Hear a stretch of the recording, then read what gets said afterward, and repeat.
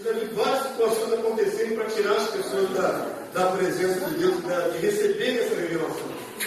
Já peleja. Nós estamos vitoriosos até agora, chegamos até aqui, amém?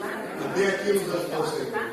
Quando nós estamos combatendo aqui, queridos, nós estamos combatendo aqui obras realizadas pelo Anticristo há muitas centenas de anos. Já está enraizado na história da humanidade a ideia de que vai para o céu. Todo mundo vai para o céu. Tudo. Bons e maus. Gente boa até gente má no céu, né? E só morre quando dá ruim, vai para o céu. Por quê? É uma ideia agradável. É uma ideia agradável para o céu. A gente chega ao cúmulo de dizer assim, fulano agora está sentado no colo de Deus. Pelo amor de Deus, não vamos uma besteira dessa, não. É uma blasfêmia. Ninguém sentado no colo de Deus. Isso é uma bobagem assim, inominável. Mas vocês não têm culpa de pensarem assim até aqui. Certo? Mas hoje nós vamos ver que não há base bíblica para dizer que vai ir a sua alma para o céu. Se é uma coisa tão massificada, se 99,9% dos crentes sabem de cor a ideia de que vão para o céu, baseado em qual versículo? Toda ideia tem que ter um versículo. A ideia não pode existir sem uma base. Qual é o versículo que vem na sua mente de imediato, assim, quando você pensa, vou lá no céu? Qual que vem primeiro? A casa do meu pai é uma das maiores, João 14:2. Qual outro? Lá no reino do céu, mas está falando ali que a sua alma sobe para lá? Nós vamos ver isso hoje. Tem algum versículo na Bíblia que diga, que mostre que alguém morreu e a alma dele foi para o céu? Eu estou pedindo um versículo. A fé tem que ter base na palavra. Todo mundo acredita que a alma é para o céu. E qual é o versículo que diz que fulano morreu e a alma dele foi para o céu? Qual o versículo? Antigo e Novo Testamento. Pode usar a Bíblia toda. Eu estou com uma dúvida aqui, fala que é trabalhando na história do trabalho, falar alegre se regozijem, porque grande é a sua recompensa no céu. O galardão, né? O galardão é no céu. Mas será que a gente tem que subir para pegar? É isso que você vai ver hoje. Então preste atenção, isso aqui é interessante, eu vou colocar isso. Existem algumas situações na palavra que sugerem, por impulsão de ideia, que a gente tem que subir para pegar alguma coisa, para herdar alguma coisa.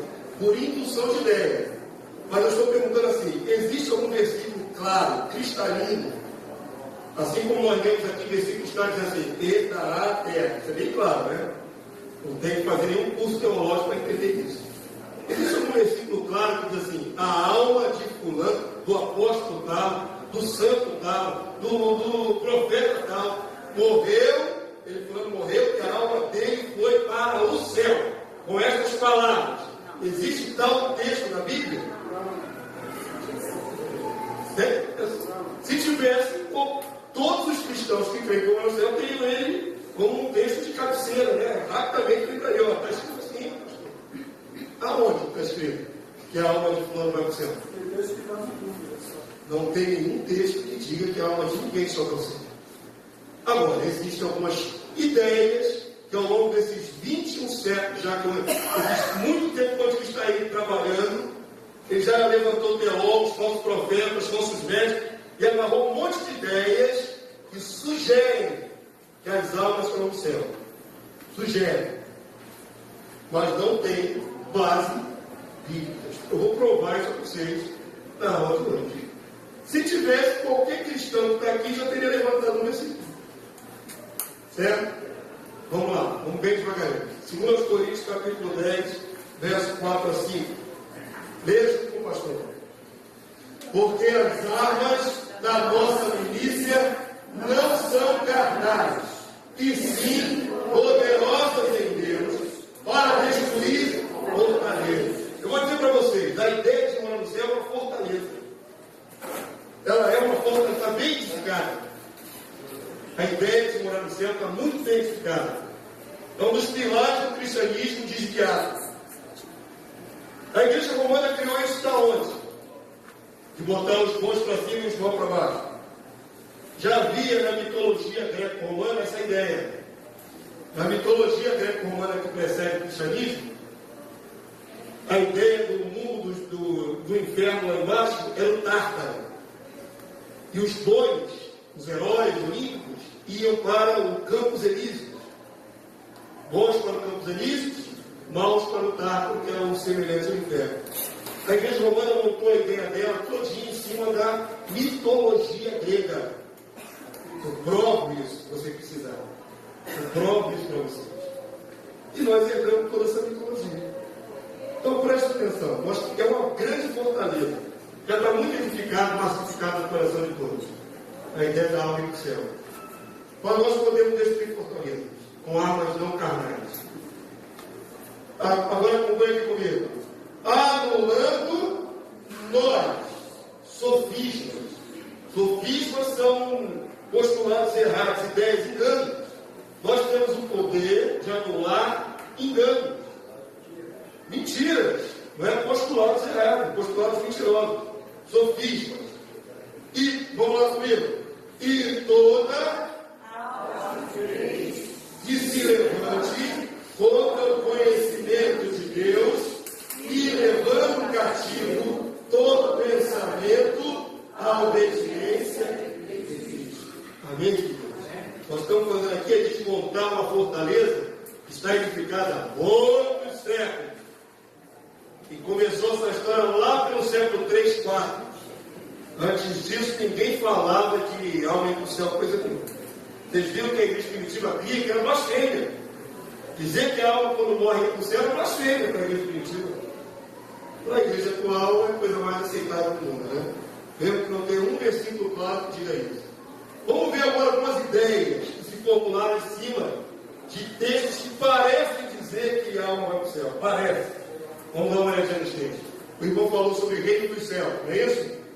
A expressão reino dos céus, só a leitura dessa expressão, reino dos céus, já diz automaticamente que a tua alma vai para o céu? Não. Isso é uma junção de ideias. Existe um reino no céu? Existe, mano. Deus reina lá em cima, o Senhor Jesus está sentado do lado dele, do trono do lado, e tem milhares e milhares de seres angelicais ao seu redor servindo. Existe um reino estabelecido no céu. O reino dos céus está estabelecido na terra? Não. É? Mas existe o reino dos céus. Isso aí a gente não questiona. O que tiver claro que está ali, a gente não questiona. Tá certo? Mas vamos entender. O cristão que tem a ideia de que vai morar no céu, quando ele vê qualquer sentença que fala reino do céu, ele pensa logo e coloca para cima. Mas preste atenção no que diz a palavra de Deus. Mateus, capítulo 4, verso 17. Daí por diante passou Jesus a pregar e a dizer: arrependei-vos. O que está escrito? Porque está próximo o reino do céu. O que é que se aproxima? O reino dos céus. Não você se aproxima que está indo para lá para cima.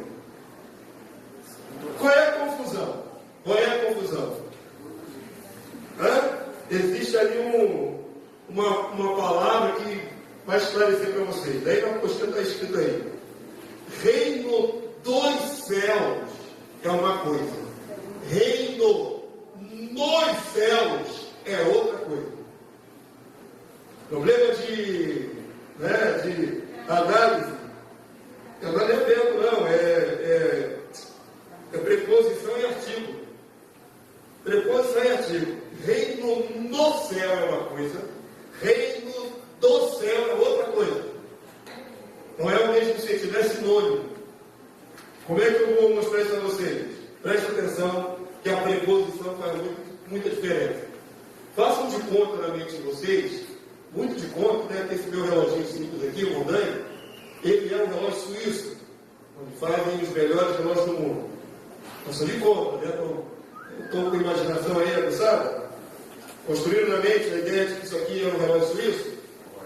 É um Rolex, né? Uma coisa bem sofisticada. Então vamos lá. Eu digo assim: esse relógio é da Suíça. Preposição de, mas o artigo A. Significa o quê? Significa o quê? Que vem da Suíça. A origem de onde esse relógio vem, ele é da Suíça. Aí eu digo, esse relógio está no Brasil. Né? Preposição em mais o, dá no. Nesse caso, a preposição em mais o, no, na, é sentido de origem? Não. Qual é o sentido da preposição no? Lugar onde está o relógio. Compreenderam a diferença? Esse relógio é da Suíça, está mostrando a procedência, de onde ele vem? Da Suíça. Esse relógio está no Brasil, está mostrando o local onde ele está. Português básico, queridos. Mas o cristão, quando tem a mentalidade formada que vai morar no céu, ele vê assim: está se aproximando o reino do céu. Não é que está se aproximando o reino no céu. Há diferença? Claro que há, ué. Tanto no português como no grego.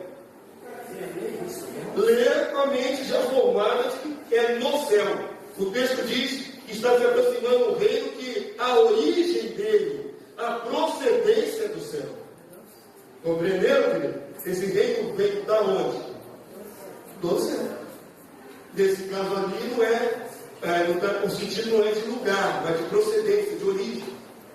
Nesse caso, vai ter outras passagens que vai falar reino no céu. Quando falar no outro, está se referindo ao lugar. A preposição está clara. Mas a mente das pessoas está cauterizada para ler o que elas pensam. E não o que está escrito. Os apóstolos não eram ignorantes para confundir preposição, não. Ou é se referindo de onde vem ou aonde está. Está correto, querido? A ilustração do relógio que eu para fazer a diferença da preposição. Então vamos lá. Avança para mim. Mateus 6,7. Agora eu vou mostrar a vocês um trechinho da oração do Pai Nosso. A famosa oração do Pai Nosso. A oração mais negligenciada do cristianismo. A mais conhecida no mundo todo. É a oração do Pai Nosso, o Salmo 23 e o Salmo 91. Todo mundo que não é cristão conhece. E recita. Mas você já parou para pensar que Jesus ensinou nessa oração modelo? É uma oração modelo, ele ensinou. Quando vocês orarem, orem desta forma. Não é repetição. Mas quais são os elementos da oração que você deve inserir na sua oração? Pai nosso que está no céu, santificado seja o teu nome. Então, em primeiro lugar, vamos orar para que o nome de Deus seja santo, exaltado, santificado. Porque o nome de Deus hoje na face da terra é brincadeira. O nome de Deus é para piada, obscena, o pagode. Né? Tinha um pagodeiro antigo aí do de Cross, que tudo que se faz na terra se coloca Deus no meio. Né? Não é assim? Então, primeira parte da oração que Jesus ensinou é para que nós santifiquemos o nome de Deus.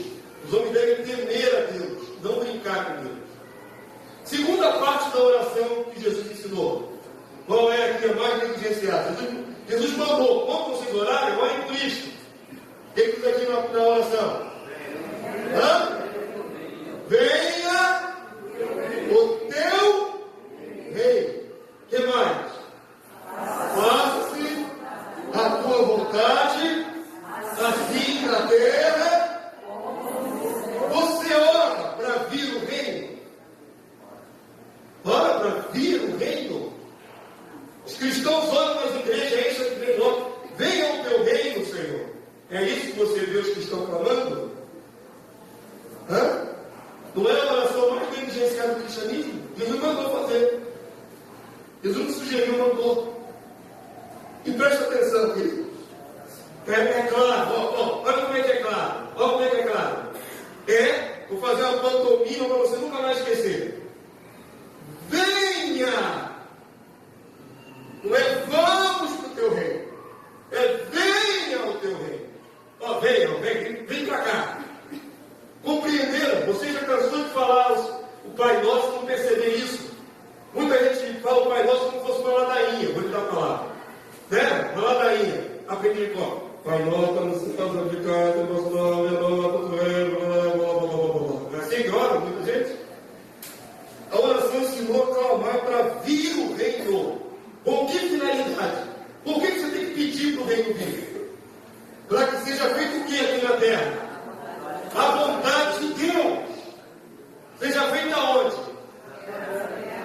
Preposição aqui está correta? Está correta. Aqui dá sentido de quê? De lugar. Na terra. E aqui também no sentido de lugar. No céu. Dois lugares diferentes, céu e terra. A vontade de Deus é feita no céu? É 100%. Os revoltados, que eram Satanás e seus anjos, já levaram um pé há muito tempo de lá. E a vontade de Deus é feita quantos por cento aqui na terra? A vontade de Deus está sendo feita aqui na terra? Jesus nos ensinou a clamar: venha o teu reino. Tem que vir para cá, para que a vontade de Deus seja feita aqui na terra, como ela já é feita no céu. Meus queridos estão cansados de orar essa oração. Nunca parou para pensar nisso? Diga, minha irmã. Deus tocou no meu coração ontem. Eu estava com meu sobrinho, quando eu cheguei em casa, eu estava lá. Passando um dia em casa. Aí eu já, na hora de dormir, eu fiquei com ele, aí eu falei, vamos orar para a Maria. Aí eu, justamente o Pai Nosso. Aí eu senti o tocar do Justamente o Pai Nosso, né, irmão? Ele tocou no meu coração assim para eu prestar atenção, assim, de uma outra forma que eu nunca tinha visto. Justamente. Eu estou torcendo o Pai Nosso. Vocês estão vendo o pastor manipular o Nosso? O que eu estou fazendo no Pai Nosso? Lendo. Só que eu estou lendo com a mente aberta, renovada, com os olhos não é abertos. Não estou lendo de qualquer maneira. Estou lendo e jogando farol bem grande ali, nas palavras que passam desapercebidas de vocês. É para clamar para o reino. De novo, vai de novo. Venha! Essa palhaçada que o pastor falou aqui, ele propõe. Não é vamos para o teu reino, é venha o teu reino para cá. Está certo, querido? Tem outra interpretação para venha o teu reino? Então, qual é a diferença? Quando você lê reino do céu, está se referindo de onde ele vem. Quando você lê reino no céu, está se referindo a onde ele está. Certo, querido? Está correto? Português claríssimo. E é assim as mesmas regras gramaticais também nos dão dentro. Agora, como já massificar a ideia de que você vai para o céu, quando você lê uma passagem como essa, você pensa em subir. E não em chamar para o reino vir para cá. Não é assim? Já vai no automático. Vamos ver outra proposição. Irmão falando do galardão. Galardão do céu. Quem pega a água do pastor ganha galardão. Acabou de ganhar. Tem os caçadores de galardão aqui na igreja. Tem os caçadores de galardão. Galardão, a palavra galardão significa recompensa. Certo? Então, existe galardão para nós no céu? Existe. Nós estamos lutando contra aquilo que está escrito na Bíblia. Nem tem como lutar contra. Não é? Nós temos que entender. Existe e é contabilizado no céu o galardão? É. Se eu negasse, eu iria contra a palavra. Então vamos lá. Lucas 6, 23. Vamos lá? Regozijai-vos naquele dia e exultai, porque é grande o vosso galardão no céu. Aqui é lugar, tá certo? É lugar. O galardão está onde? Está claro aqui. Não tem como negar, não vou negar. Então não é no céu. É no céu que o galardão é acumulado. Pois dessa forma procederam seus pais com os profetas. Então a ideia é a seguinte: se o meu galardão, a minha recompensa é acumulada no céu, logo, por indução de ideia, eu tenho que subir para pegar. Não é isso? É por indução de ideias, querido. Não é isso? Você pensa assim: ora, se está no céu, eu tenho que ir lá para pegar.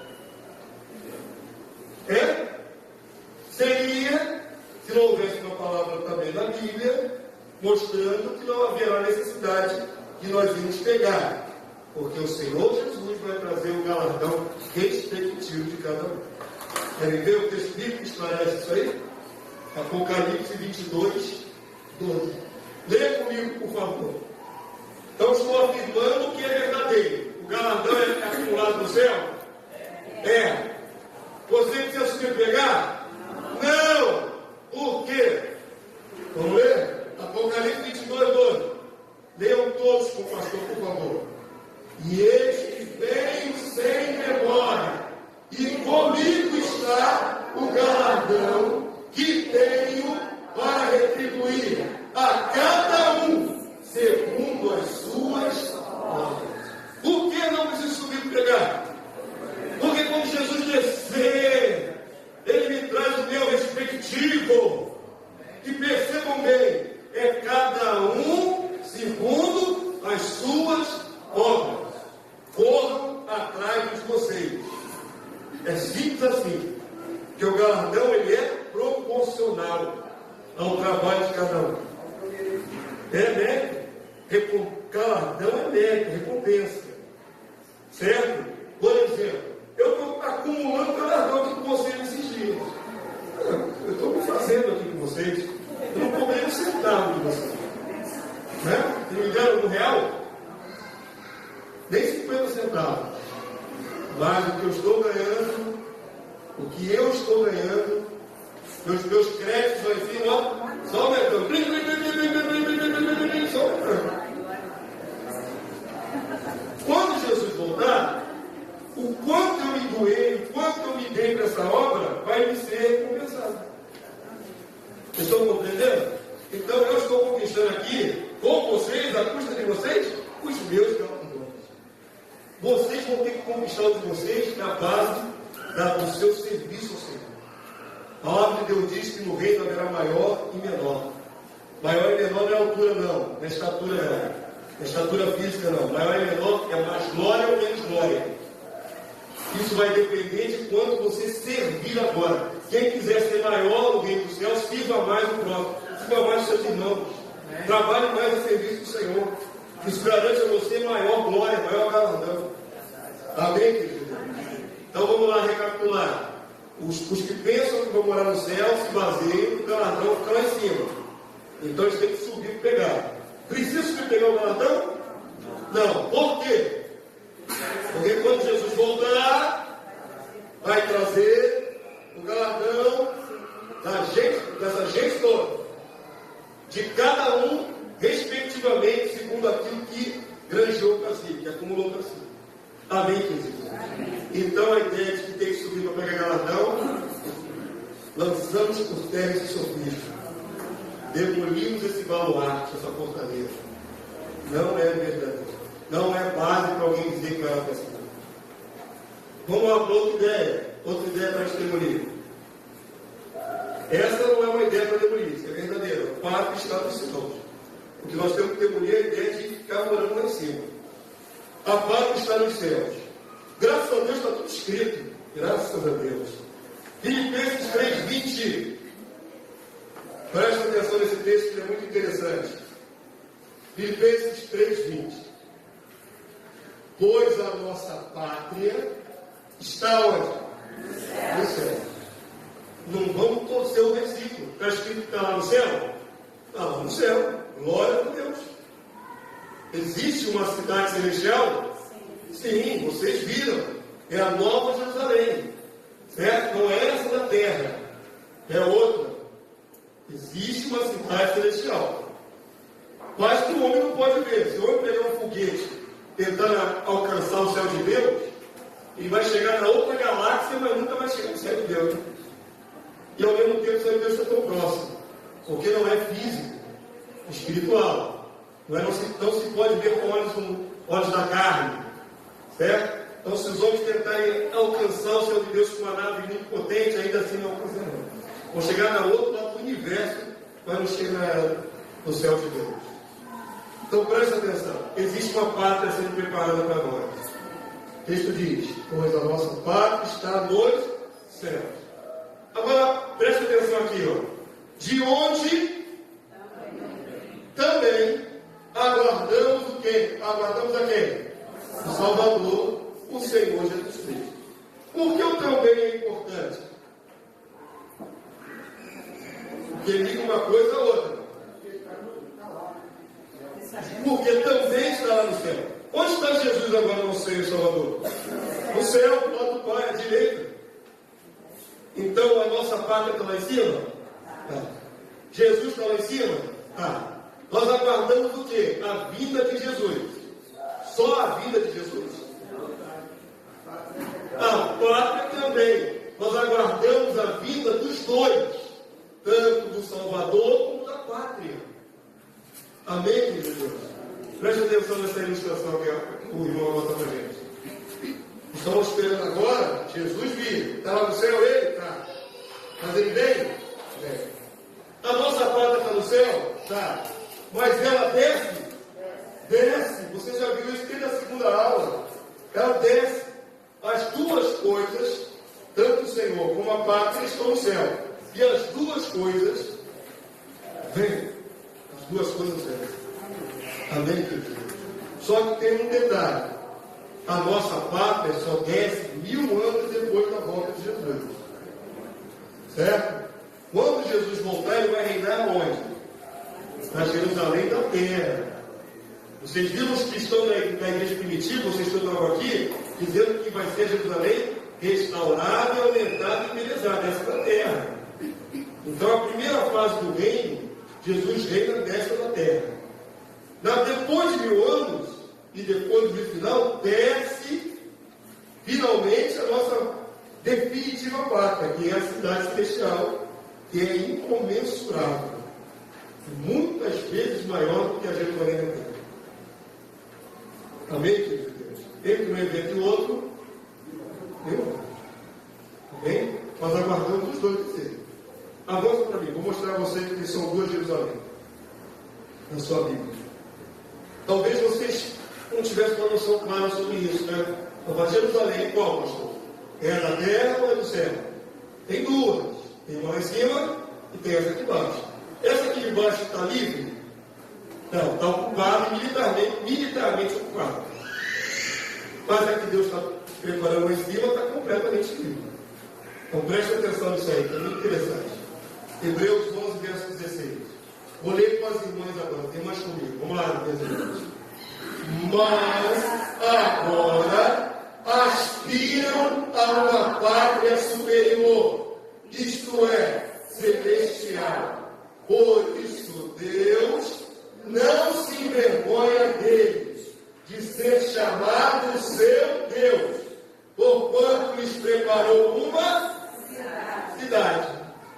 A pátria que nós estamos aguardando é uma cidade, e com limite. Tem tamanho, está na sua Bíblia. É um tamanho gigantesco, mas tem tamanho, tem medidas. Está certo, queridos? O que a maioria dos crentes confunde? A maioria esmagadora dos crentes confunde. Você pergunta um irmãozinho assim: irmão, me descreve o céu aí. Como é que você pensa que é o céu? Aí ele começa assim: bom, lá tem ruas de ouro. Aí ele fala assim. Aí não sabe mais nada. Aí fala assim. Aí repete o disco, fica descorreado. Tem ruas de ouro. Tem ruas de ouro. Tem ruas de ouro. Só isso que você sabe falar. Ele está descrevendo o céu de Deus? Não. Ele está descrevendo a cidade que está no céu. Estão compreendendo a diferença? Quando o irmão tenta descrever o céu, ele está descrevendo o céu todo de Deus. Ele está descrevendo a cidade que está no céu, a Nova Jerusalém. E que de lá desce. Vamos lá, vou dar a vocês uma noção mais clara do que eu estou falando. Quando eu aprendi desde a infância, né, a gente fazia, acho que na segunda ou terceira série, aquele negócio de conjunto. Tem algum conjunto? Fazia um círculozinho assim, com alguns elementos dentro, um quadradinho, uma estrelinha. Né? Estão manjando, estão lembrando? Lá, segunda série primária. Muitos anos, para alguns aqui é mais de 40. É muito tempo atrás. Então vamos lá. Não existe mais, não? Existe. As crianças aprendem conjunto aí. Não só aprendem.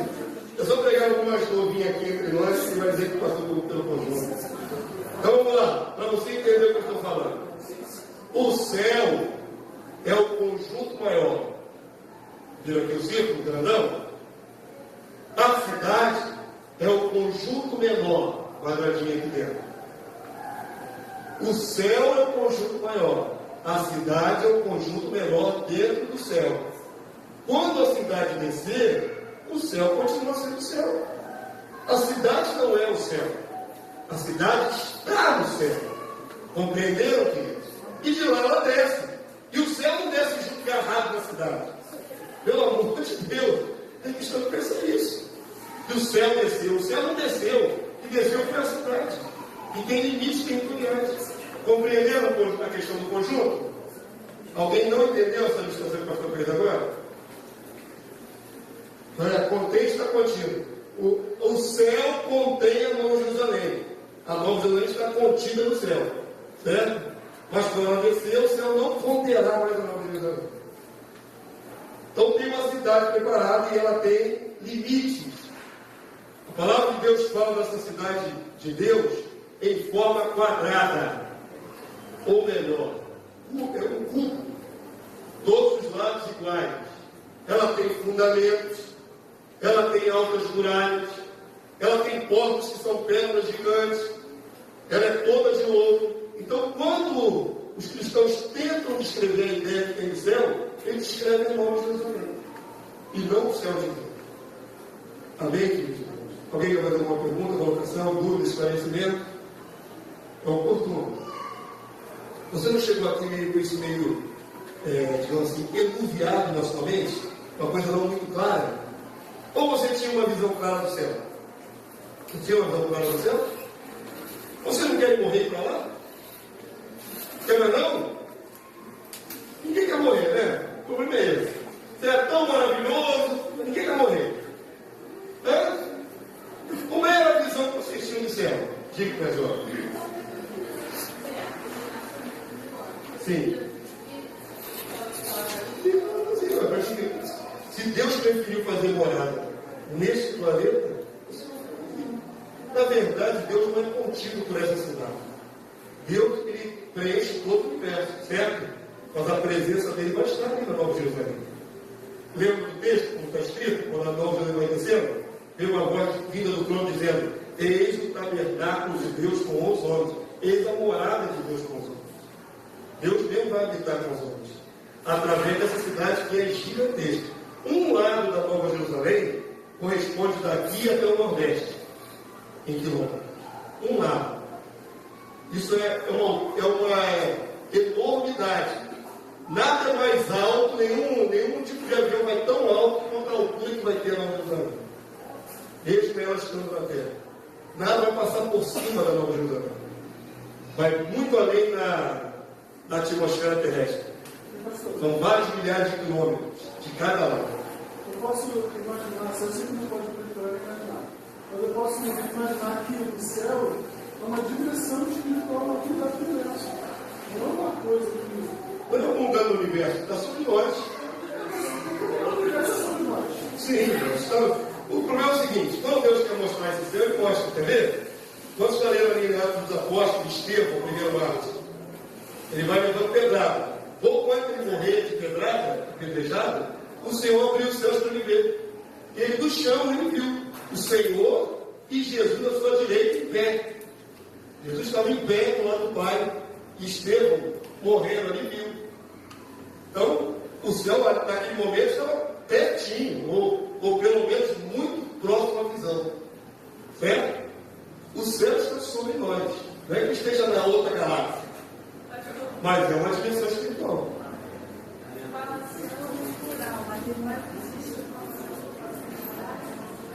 Existe uma passagem que fala assim, em quantidade de céus. Uma passagem.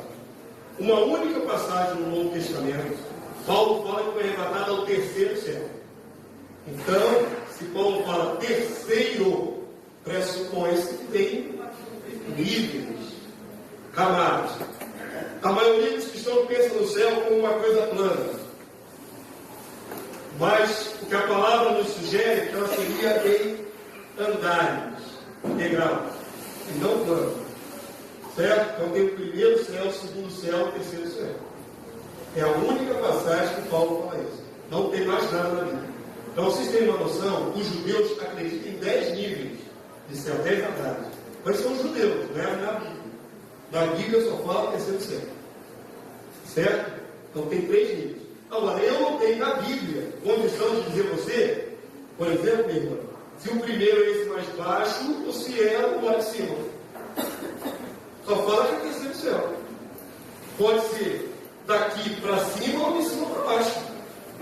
Não pode ser primeiro céu aqui, segundo, terceiro. Ou pode ser o mais importante o primeiro, o mais inferior o segundo e o mais baixo que é final o terceiro. Pode. Essa gradação, ou essa direção, a Bíblia nos explica. Certo? E aí nós não vamos inventar. Tem muito que eu vou inventar. O primeiro céu, o segundo céu. Não tem como explicar isso. O segundo tem que ser por quem, né? De cima para baixo, mais para cima, o segundo está no meio. Mas é por isso que falo dos céus no plural. Alguém mais quer fazer pergunta? Eu tirei meu relógio suíço. Preciso dele. Não é suíço não, eu preciso muito dele para controlar o tempo. Eu olho para vocês, eu olho lá para aquele relógio que está lá, aquela parada lá no fundo da sala. Eu olho para o meu curso da obra, já viram isso? Pastor tem tique nervoso, não é tique nervoso não, menino. Porque eu tenho que esclarecer vocês o máximo que eu puder, e ainda tem muita coisa para falar, né? Sempre correndo quanto tempo. Mas dou oportunidade para vocês tirarem tudo. Então, se calarem é porque querem. Hebreus capítulo 13, verso 14. Eu li com as irmãs, não foi? Eu vou ler com os varões. Vamos lá, homens. Aquela voz encostada, né? Para dar um susto nas mães. Vamos lá? Na verdade, não temos aqui cidade permanente, mas buscamos a que há de vir.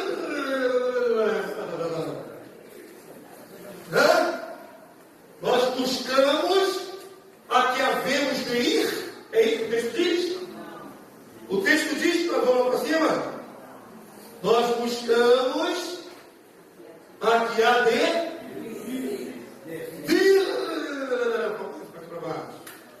Venha! Eu não morro de Deus. O pastor faz essa pantomima toda engraçada, mas você não precisa esquecer.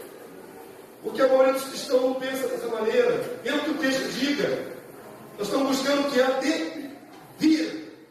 Vem para cá. Amém? Tem como interpretar de outra maneira? Não, pastor, você está entendendo sozinho da sua cabeça. O texto é claro, queridos. O texto é muito claro, pode pegar a tradução se quiser. Amém, querido Deus? Então vamos lá, tem mais um. Isso aí é só uma ilustração, né? Tem a da terra e tem a nova Jerusalém. A da terra é Jerusalém somente. A que vem do céu é nova Jerusalém. Amém? E quando desceu, vamos acoplar na outra. Avança para mim. Gálatas 4:26. É inegável o fato de que a nova Jerusalém está no céu. Contudo, ela descerá. Vocês já viram isso? Já viram isso? Gálatas 4:26. Mas a Jerusalém lá de cima, a que está lá em cima é trigo. A da terra não. A qual é nossa mãe. Sabe, a figura de linguagem é a nossa mãe. Bem como a cidade é a nossa mãe. Ela nos acolhe. Ela nos abrange. Nesse sentido. Está vendo? A mãe já é meio desculpador, né? É o militarismo eles usam por causa das embarcações, né? Mas para eles aqui vai parecer desculpador. Leonardo. Apocalipse capítulo 21, verso 2. Vi também a cidade santa, a nova Jerusalém, que aconteceu o que com ela, Jesus, Cristo amado? Jesus amado, descia do céu, da parte de Deus, ataviado com anjos lá para os seus cultos. Todas as passagens apontam que a nova Jerusalém vem para cá. Amém, querido? Amém. Jesus. É uma luta. Eu brinco, eu ironizo, eu tento deixar descontraído, mas eu estou quebrando aqui um paradigma que está no coração da maioria esmagadora dos cristãos. Sem base bíblica, eles afirmam morar lá eternamente. Sem base bíblica. Se os textos falam claramente que vem para cá. Vamos recapitular algumas coisas que você aprendeu até aqui, para você ter noção de como os cristãos hoje estão na contramão daquilo que Deus planejou. Vamos lá, vamos começar por Jesus. Jesus está no céu? Está. Ele desce de lá? O meu galardão está no céu? Ele desce de lá? Desce, junto com Jesus. A cidade celestial está no céu? Ela desce de lá? O meu Deus está no céu? Ele desce de lá junto com a Nova Jerusalém? Desce. Se tudo desce, porque só os crentes querem subir. Tudo desce. Está na contramão, querido. É impressionante. O senhor acha crente que não é arrebatamento. Quer arrebatar, quer ir embora. Eu não costumo usar pessoas como exemplo, eu uso ideias. Nós temos uma música que foi massificada agora recentemente no evangélico, né? O nosso irmãozinho não tem ainda iluminação. Então não recrimino. Mas ele começou a cantar, né? Aquela musiquinha, né? Ainda bem. Vai provar o que eu vou morar no reino? Por que o nosso irmãozinho canta assim? Né? Bora, hit, todo mundo com a mãozinha pra cima. Ainda bem. Hã? Por que ele canta assim? Ele recebeu isso como herança, querido, teológica. Ele não tem outra coisa para crer. Ele não vê que desce. Na canção, eu analisei a canção dele. Ou do compositor e só o intérprete. Não sei se ele é um compositor. Na canção ele diz assim: eu quero subir porque aqui está tudo ruim. Eu quero subir porque eu sou sal e luz. Olha que a ideia dele é completamente contrária de Jesus. Jesus falou que nós devíamos ser sal e luz na terra. Eu não sou sal para ir para cima. Eu sou sal para não apodrecer a sociedade. Eu não sou luz para ir para cima. Eu sou luz para não deixar a humanidade em treva. É aqui que eu faço a diferença.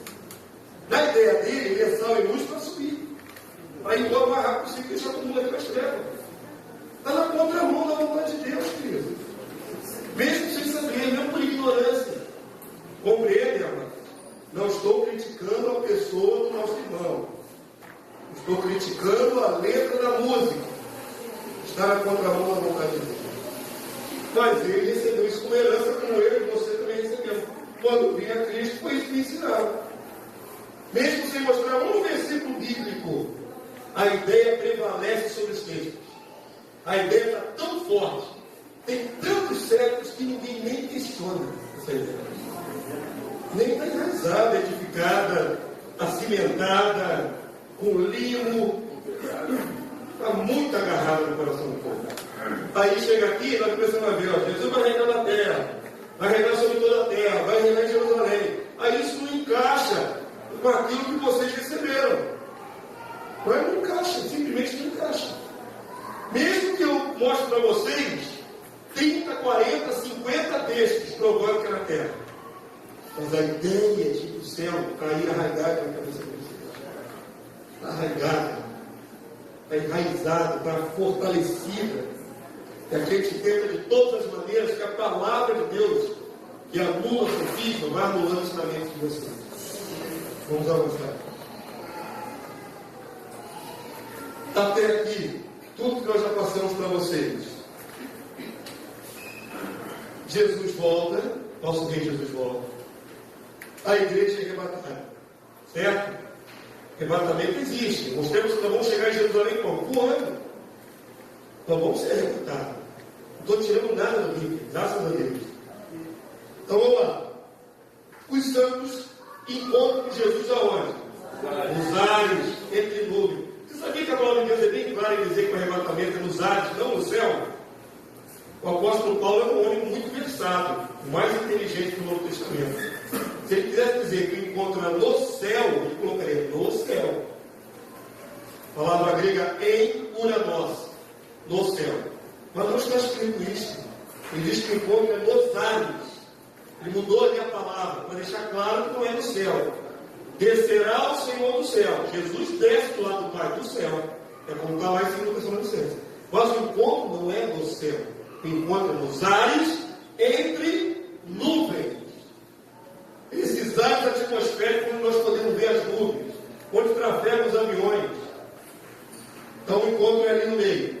Nós vamos ficar fica flutuando ali, todo mundo ali no céu, assim, ó, encontrando com Jesus, fica todo mundo flutuando assim no céu. É isso? Vamos para onde? Para Jerusalém.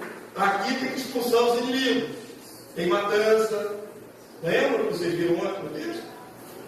Depois que já matou quem tinha que matar, já acabou a guerra. Agora é reino.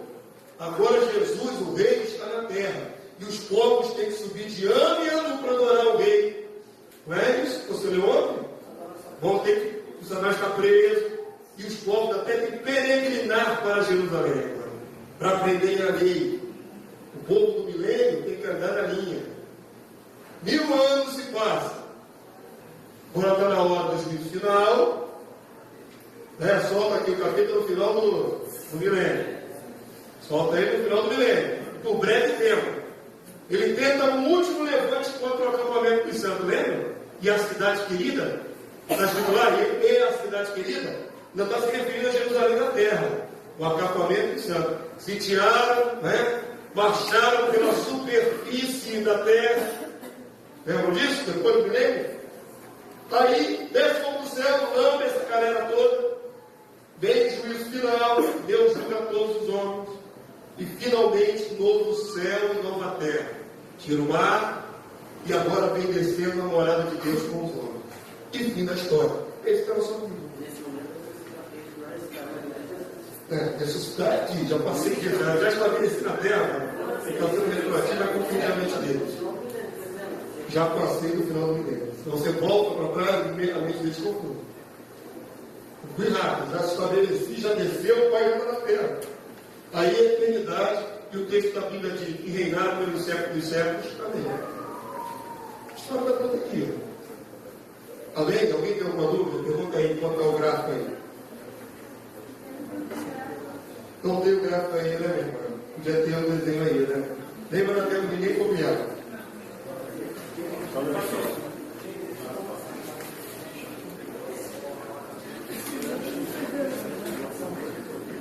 Não.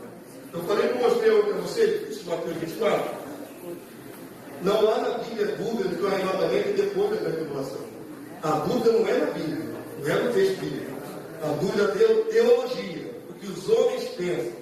Não está escrito na Bíblia.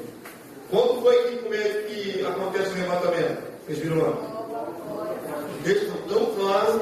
Logo a seguir a tribulação daqueles dias. Depois. Certo? Mas a teologia não aceita isso. Tem que dar um jeitinho do povo crente ser arrebatado antes da grande tribulação. Para não ver confusão. As ideias são piedosas. Certo? Poxa, nós merecemos estar aqui quando tiver a grande tribulação. Então, logo, eu tenho que arranjar um jeito de dizer que isso vai ser antes. Mas eu não tenho base bíblica para dizer que é antes. Tem base bíblica para dizer que é logo depois. Certo? Então, está escrito na Bíblia. Você vai ouvir várias teorias, inúmeras teorias. Então, se quando você ouvir alguma coisa, você pergunta assim, onde está escrito? Mostra aqui na minha Bíblia aqui, onde está escrito.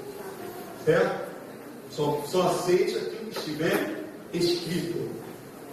Amém? Alguém mais tem uma dúvida? Diga, meu amado. Depois do juízo final, quando Jesus entrega a Deus, Vai na Bíblia dessa passagem? Sim. e ele continua reinando com Deus. Continua reinando com Deus. Jesus não perde a dignidade em ele. Jesus está reverentemente dando ao Senhor, o Pai, toda a grandeza que ele merece. Certo? Na antiguidade, vou dar uma figura que de vez em quando eu conto aqui para vocês entenderem. Como é que é isso? Por que tem duas fases do reino? A primeira fase para Jesus reinar e a segunda para o Pai. Na verdade, quando Jesus assumiu, o Pai está reinando. Não é? O Pai já está reinando. Mas é dado ao Filho e aos seus irmãos vencedores. Eles não são irmãos de Jesus? Não vão vencer para reinar com ele? É dado aos filhos de Deus, junto com Jesus, o primeiro reinado. Depois é justo que o Pai assuma tudo. Na antiguidade era assim que se fazia. Para vocês terem uma noção, eu vou liberar vocês para a igreja. Vamos imaginar um reino bem poderoso da antiguidade. Não precisa dizer qual seja, não. Naquela época todos os povos eram reinos, não como nos dias de hoje, né? Democracias, nada disso, é tudo rei. Tinham reis, imperadores, por aí. Então imagina um reino bem poderoso. Tem um reino, tem um rei bem velho ali já, um rei mais antigo. Esse rei mais antigo sempre tinha um filho, o herdeiro, o príncipe herdeiro. O príncipe herdeiro era sempre responsável pelas novas conquistas de território. Então o rei mais antigo ficava no seu palácio e mandava o príncipe herdeiro ir conquistar terras. O príncipe herdeiro ia na frente da batalha junto com seus capitães. Aí avançava para outros lugares, outros povos. Conquistava esse outro povo aqui. Saiu lá do reino principal e conquistou mais essa terra com esses povos. Enquanto ele conquistar aqui, o príncipe regente se coloca como rei agora dessa nova jurisdição. Estão compreendendo? O pai continua sendo o rei de tudo. Então era 7. Mas o príncipe herdeiro acabou de conquistar uma nova terra. Nesta nova terra, ele é o rei. Quando ele tiver tudo dominado, já estabelecido, manda chamar o rei mais velho, o pai. O pai vem e o filho apresenta para o pai. Ele é aqui, pai. O rei que eu conquistei para lá. Anexa. Deus nunca deixa de ser o rei de tudo. Mas é dado ao filho o primeiro reinado. Amém, queridos? Essa ilustração ajudou vocês a compreender? Os teólogos romanos, né? Eles inventaram que as crianças que não são batizadas vão para um lugar especial, chamado limbo. Porque lá atrás, eles inventaram esse cara, não tem na Bíblia. Lá num lugar chamado limbo. As crianças não batizadas. Agora, recentemente, esse papo que está presente agora, dentro do 16, por um decreto ele descriou. Simplesmente descriou o limbo. E já durava séculos. Cria e descria. Agora não tem mais limbo, acabou. As crianças foram promovidas direto para o céu.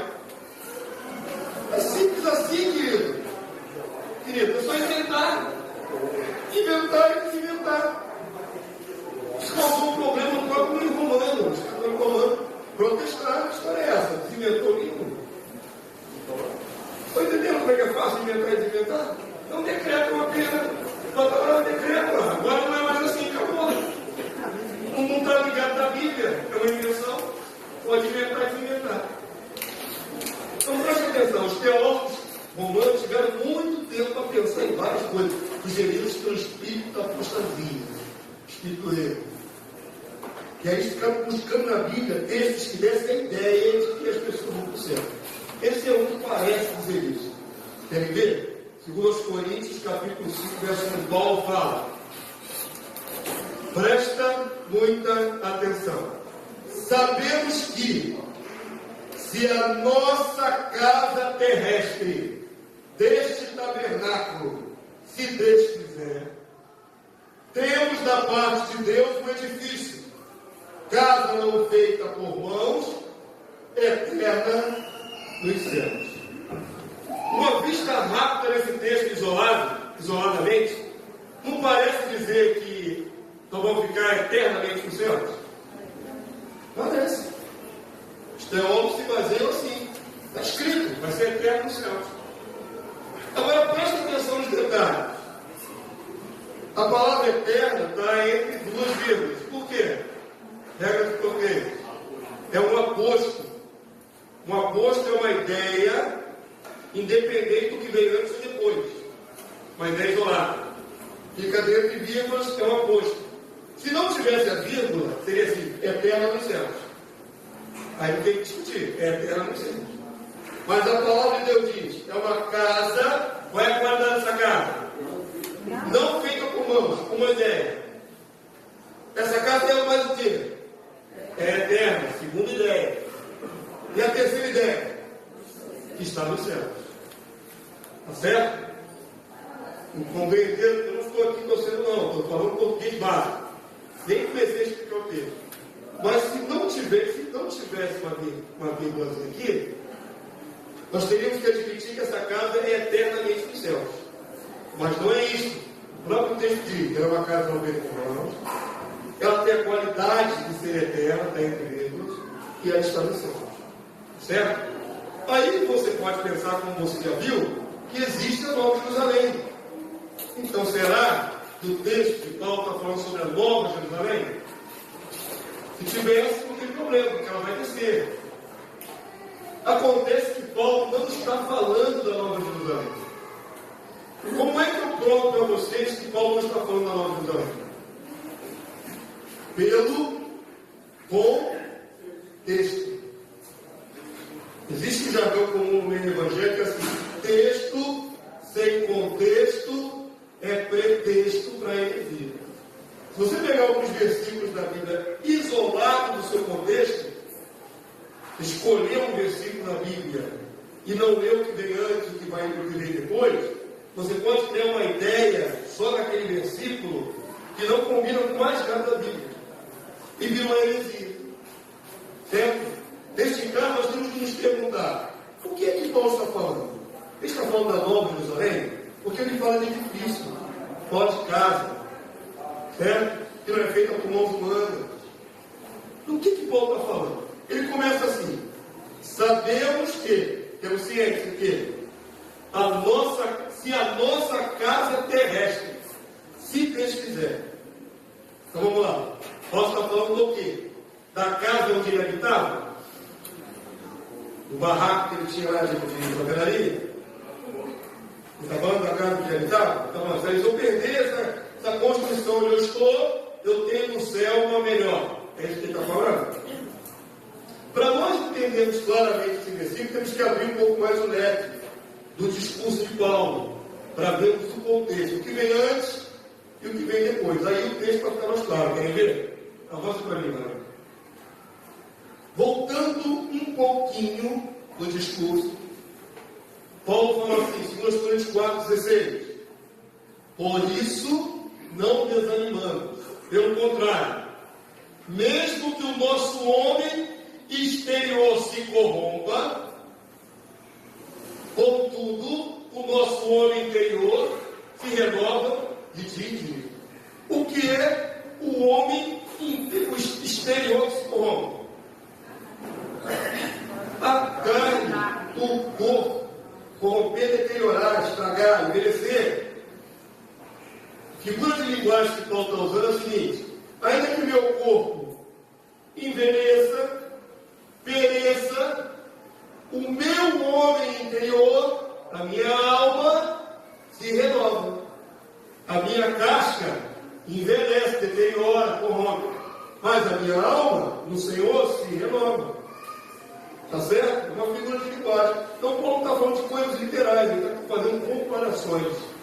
Agora, voltando para o texto, você pensa assim: volta para o texto lá, por favor. Sabemos que se a nossa casa terrestre, desta habitação, desta morada, né, tabernáculo é morada, se Deus quiser, está falando do quê?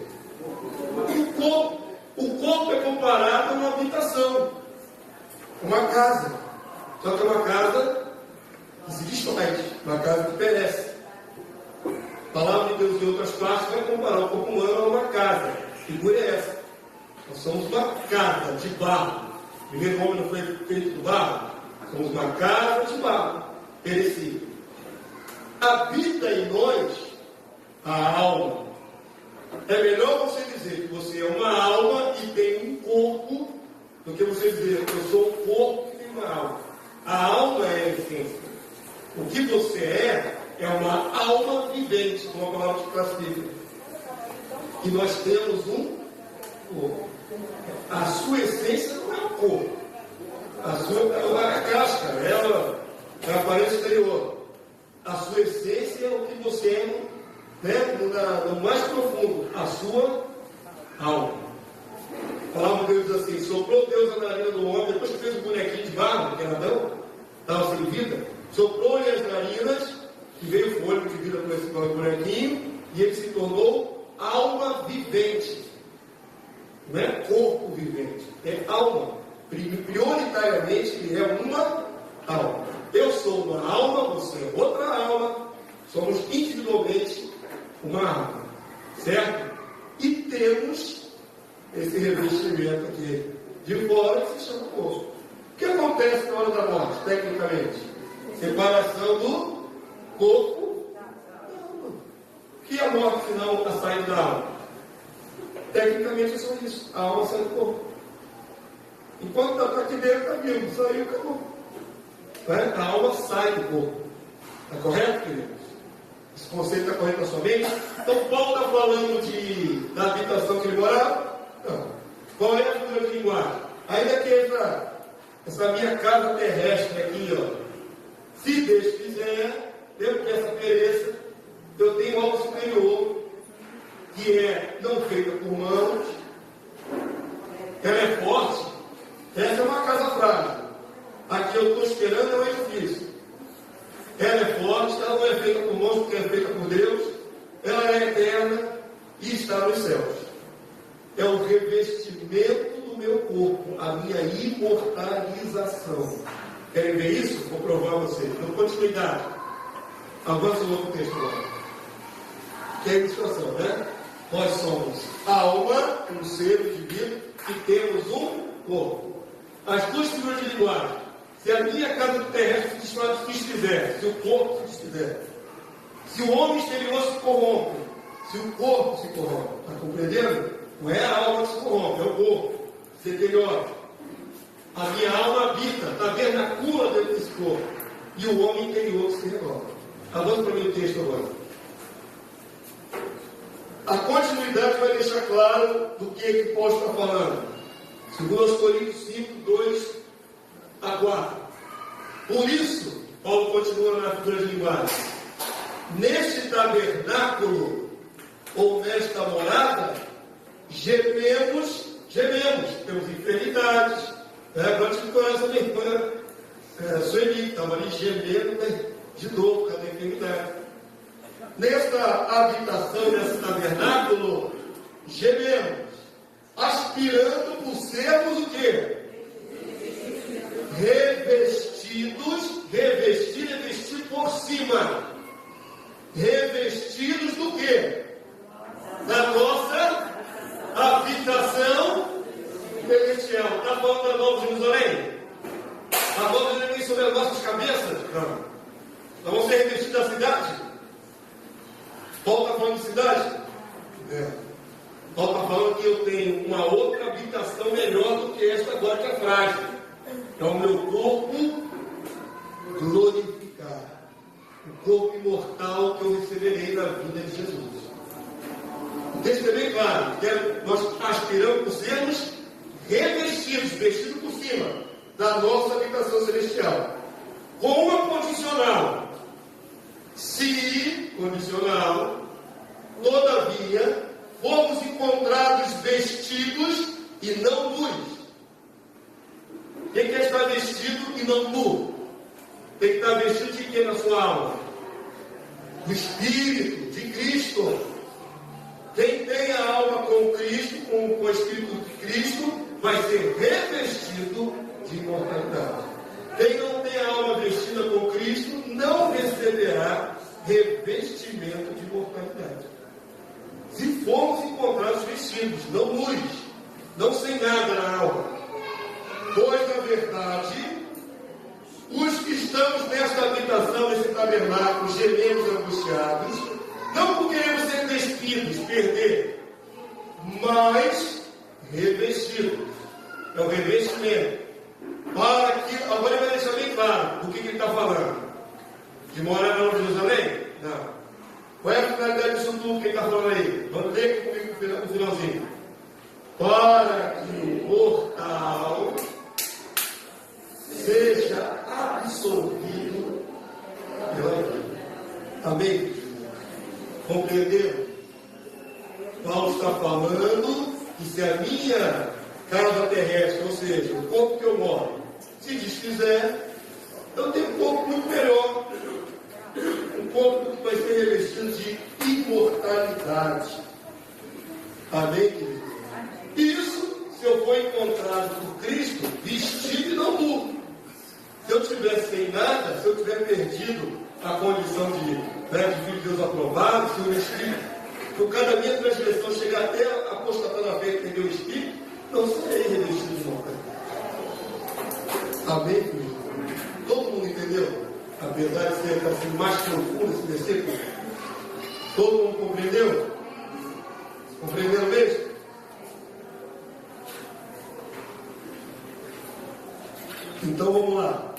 alma vestida de Cristo, corpo revestido de imortalidade.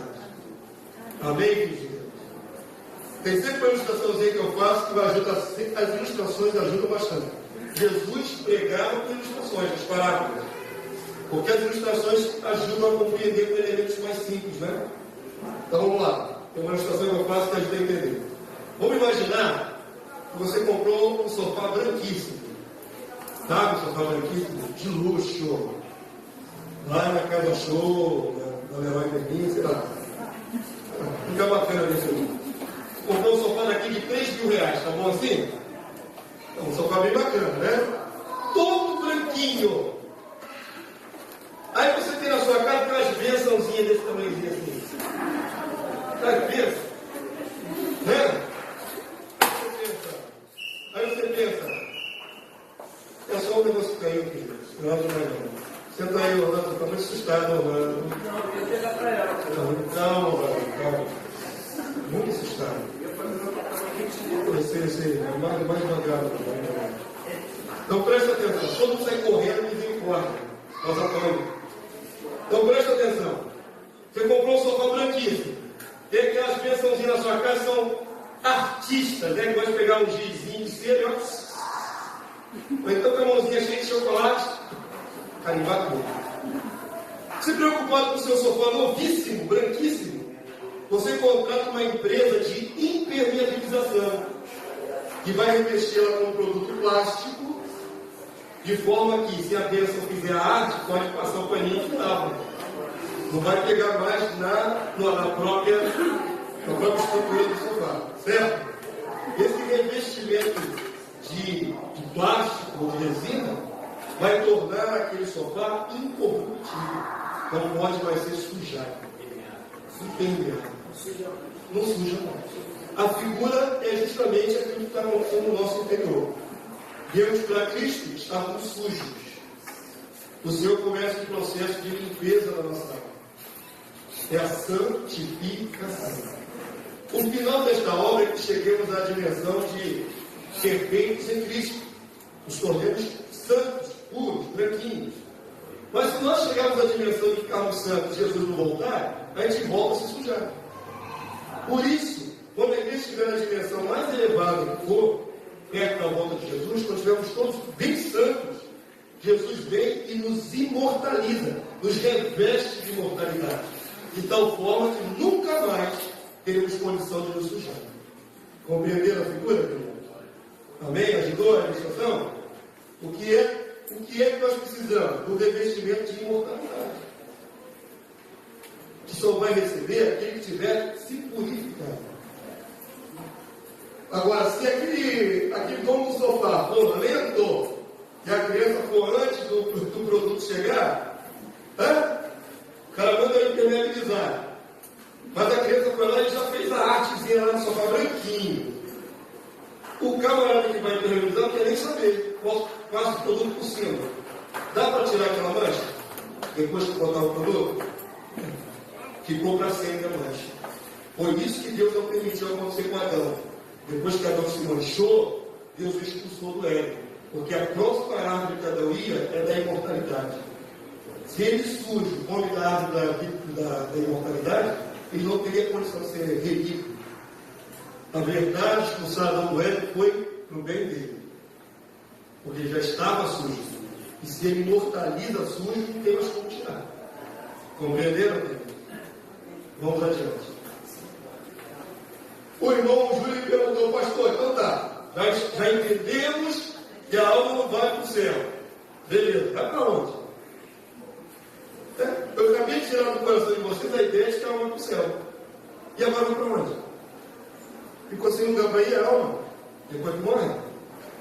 A Bíblia não fala nada? Fala. O problema primeiro problema, a tradução. A Bíblia foi escrita em hebraico, um pouquinho de aramaico e grego, certo? Já falei isso para vocês. Aí a Igreja Católica Romana, ela fez o favor de traduzir tudinho para o latim. E ficou o latim. Não as línguas originais. Por muito século é só o latim. A Bíblia nunca foi escrita originalmente em latim. Nas línguas originais, existe um lugar na palavra de Deus que chama mundo dos mortos, para onde vão todas as almas. Esse lugar tem um nome em hebraico, Sheol, ou Seol. Em grego, é a palavrinha Hades. Sheol, Hades, nos originais, é o mundo dos mortos. Jesus desceu lá. E vou mostrar as passagens para vocês. Só que na sua tradução, já tirado do latim, não dos originais, eles não colocam Sheol e Hades. Eles vão colocar a palavra latina inferno. A palavra inferno, ou infernos, é do latim, e não dos originais da Bíblia. Então, onde estava escrito Sheol e Hades, no original, na tradução botaram inferno. Certo? Aí confundiu tudo. De sorte que você vai ler e vai compreender. Algumas passagens onde está o Sheol e Hades, colocaram túmulo, sepultura. Só que não é túmulo e sepultura no sentido original. Vou dar um exemplo. Primeira passagem da Bíblia que fala do mundo dos mortos, do Sheol, é quando Jacó, o velho Jacó, foi enganado pelos irmãos, pelos seus filhos, que venderam José para o Egito. Vocês conhecem essa história, né? Venderam o caçula para o Egito e fizeram uma invenção, uma pantomima, pegaram as roupas dele, mancharam no sangue de animal e fizeram uma onça pegou seu filho. E o pai Jacó, velhinho, acreditou. Aí a palavra de Deus diz assim: em prantos vou descer as minhas cães, meus cabelos brancos, para encontrar meu filho no Sheol. A expectativa de Jacó era morrer e encontrar o filho no mundo dos mortos. É o que está escrito, o original. Na sua Bíblia diz assim: encontrar meu filho na sepultura. Fica parecendo que ele só quer encontrar os restos mortais. Estão entendendo qual é o problema de mexer no original e colocar em outra palavra que não é o sentido original? O pai Jacó tinha a noção de que poderia, depois de morto, encontrar o seu filho no mundo dos mortos. Então vamos lá mostrar o paraíso dos mortos para vocês. Tirando a maquiagem de alguns textos, na tradução, essa é muito importante, ó. Lucas 23, verso 43. O ladrão do lado de Jesus. Se um ladrão à direita ou à esquerda. Não sabemos qual dos dois era o bonzinho. Uma vez eu preguei aqui que era o ladrão da direita. Depois vi que não tinha escrito na Bíblia que era direita ou esquerda. Um dos dois era o ladrão que se arrependeu. Ele perguntou a Jesus, né? Lembra-te de mim, falou com Jesus, lembra-te de mim quando entrares ou quando vieres no teu reino. Então, o ladrão da cruz tinha fé no reino de Deus. Acho que era só Bíblia. Ele falou: lembra-te de mim quando tu entrares no céu, quando tu vieres no seu reino. Aí Jesus lhe respondeu, está escrito, Lucas 23, 43.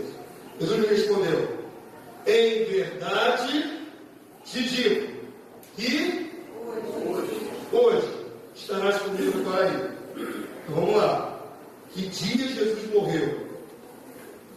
A Bíblia fala. Sexta-feira. É o dia anterior ao sábado de descanso.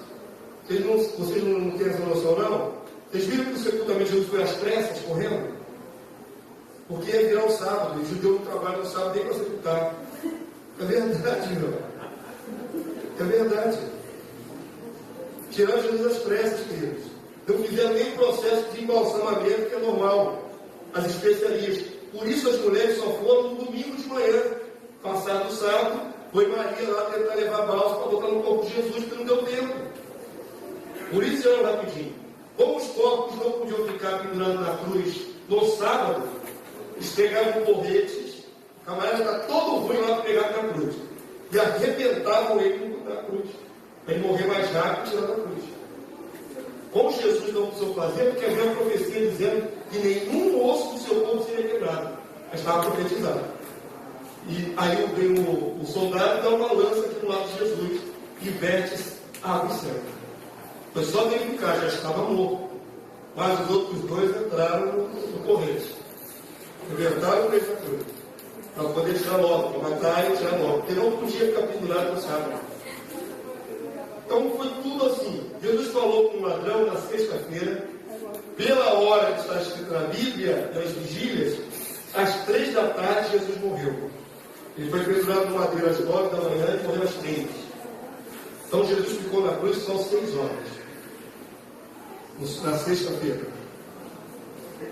Esse texto aí, para a pessoa que não conhece, também gera uma dúvida. Gera dúvida, porque para onde que vai o ladrão? Jesus falou que ia encontrar com ele que dia? Hoje é sexta. Certo? 6 horas da tarde de sexta-feira, vira para sábado, porque o judeu não conta meia-noite, conta às 6 da tarde. Jesus morreu às 3 da tarde.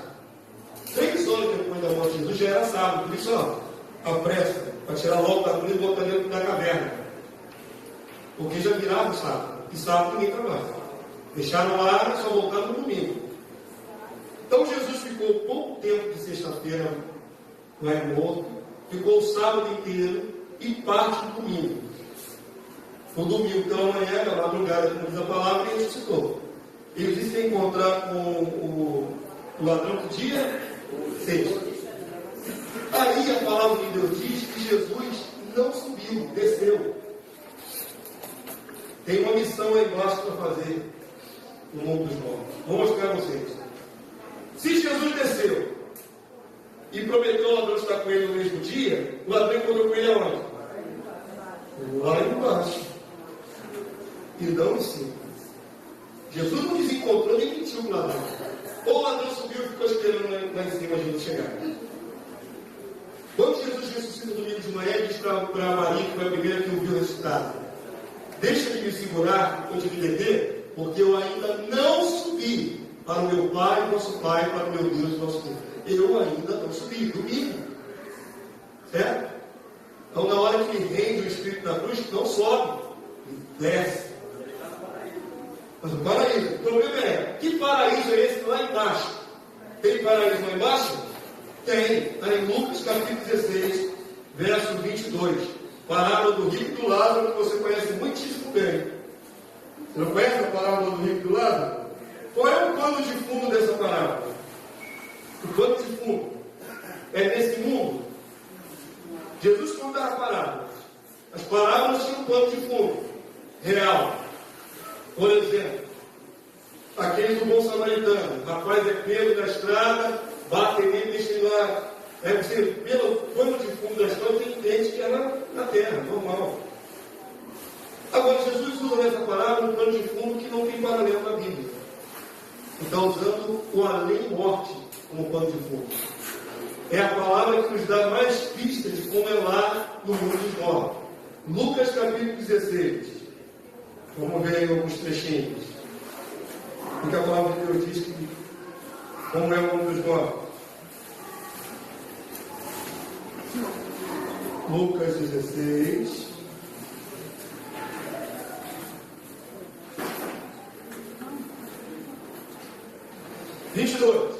Aconteceu morrer o mendigo e ser levado pelos anjos para onde? Seio de Abraão, lugar onde já estaria Abraão. Agora você fala, pô, pastor, mas é pelos anjos, então foi para cima. Vamos ver se é para cima. Vamos ver se é para cima. Está no texto.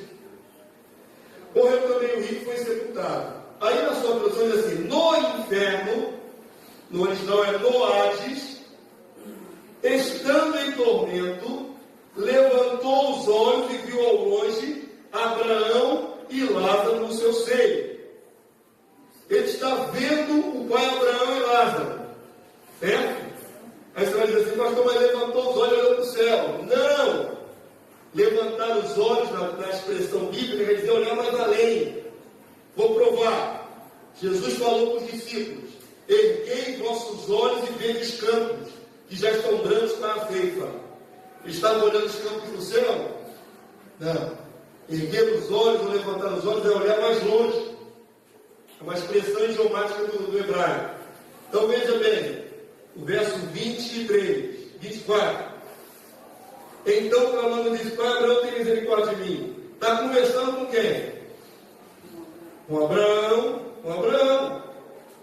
E pede para que mande lá refrescar que está ali no fogo, já no foguinho branco. Já está no foguinho branco. Abraão responde para ele. Deixa eu ver aqui onde está a resposta. 25.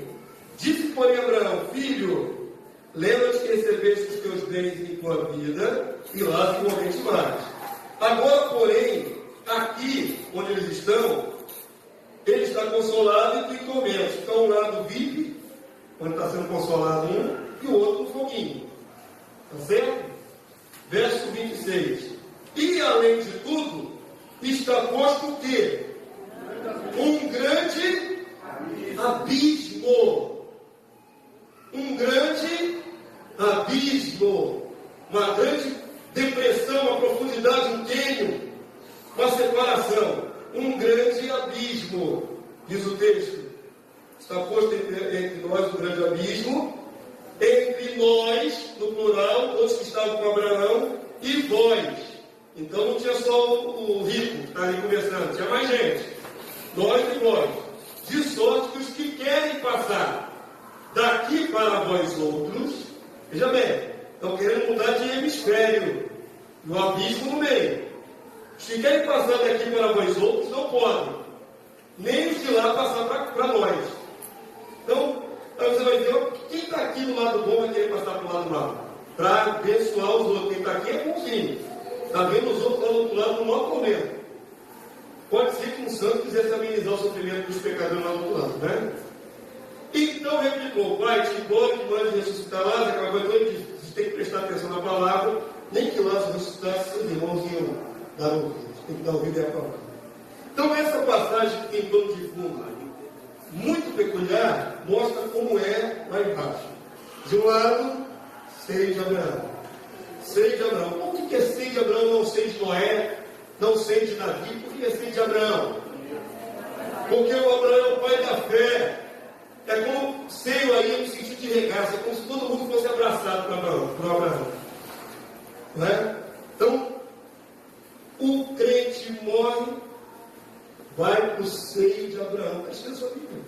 Esse é o paraíso referido. Lá embaixo tem um lugar VIP? Tem. Do outro lado está quente? Tá. E no meio? O abismo de Deus. Não no meio na vertical, na horizontal. Eu acho que eu tenho uma ilustração para mostrar. Isso aqui é uma ilustração gráfica daquilo que acabamos de ler. Lá embaixo tem seio de Abraão. Quem vem para cá? Os santos. Do outro lado tem torneira e foguinho branco. Ainda não era um lago de fogo e enxofre. Tem torneira. E no meio, entre o hemisfério e o outro? Um abismo. Onde Satanás é preso no milênio? Um abismo. Lá embaixo, no mundo dos mortos. Aí sim vai ficar lá embaixo. Hoje não está. E eles estão conversando? Eles estão se vendo? Está na sua Bíblia? Graças a Deus.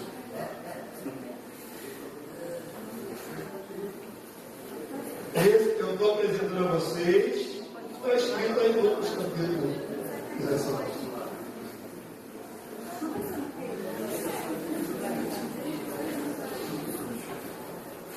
Amém, queridos irmãos? Avança, meu. Eu afirmei que Jesus não subiu quando ele levou a sua alma. Afirmo e provo. Ele só subiu muito tempo depois. Efésios 4:9. Ora, o que quer dizer que subiu? Senão que havia descido para onde? Quem está escrito na sua Bíblia? Leia, por favor. Sei que vocês nunca viram isso, estão estranhando horrores. Estão estranhando horrores, mas está escrito. Certo? Vocês nunca viram isso, mas está escrito. Leiam, por favor. Por favor. Quando Jesus morreu, ele desceu para onde? Vamos lá? Regiões inferiores. Certo? Jesus foi nessas regiões inferiores da terra? Está se referindo aí à caverna onde foi colocado o corpo de Jesus? De jeito nenhum. Está falando de regiões, áreas grandes e inferiores debaixo da terra. É a mesma questão que eu falei de você não conseguir alcançar o céu de Deus com foguete, porque é uma região espiritual. Debaixo da terra também, você não vai fazer um buraco, vai imaginar que esquece uma sonda, um foguete invertido para baixo, que eles conseguissem ir penetrando no solo da terra, vai achar magma derretido. Então não vai achar o mundo dos mortos, é espiritual, mas está abaixo do mundo dos mortos. A alma de Jesus desce lá do mundo dos mortos. Amém, queridos? Não estou inventando não, ele foi fazer uma obra lá embaixo, com meus textos, tá bom para mim? 1 de Pedro 3, 18, 19. O que Jesus foi fazer lá embaixo quando morreu? Vocês nunca viram isso, né? Pela sobrancelha e pelo silêncio, vocês nunca viram isso na vida, né? Eles pensaram que Jesus subiu na hora de morrer na cruz, né? Morreu e subiu.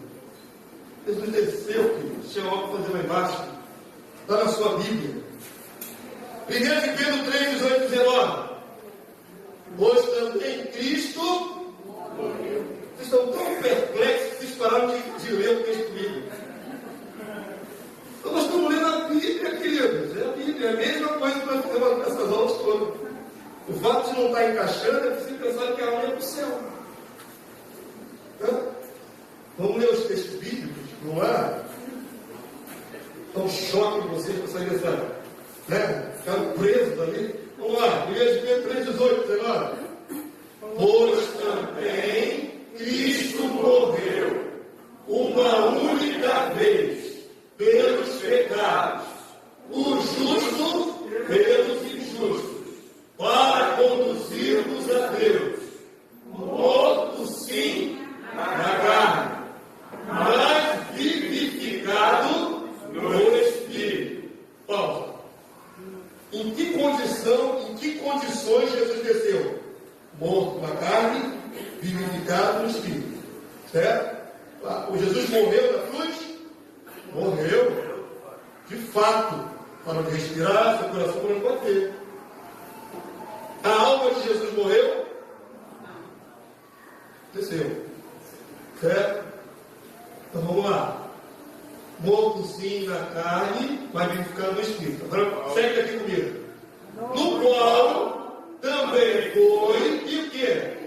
Pregou aos espíritos em prisão. Pausa. O que Jesus foi fazer lá embaixo? Pregar. Pastor, que coisa é essa louca? Pregar para quem? Quem está lá embaixo? Um monte de gente. E a palavra vai dizer quem são esses. Um monte de gente lá embaixo. Oi? Mais na frente vai dizer quem. Então preste atenção, Deus vai pregar. Estava todo mundo dormindo lá embaixo? A alma fica dormindo? Na parábola do rico do Lázaro, Abraão está dormindo? Ele está falando? Está consciente?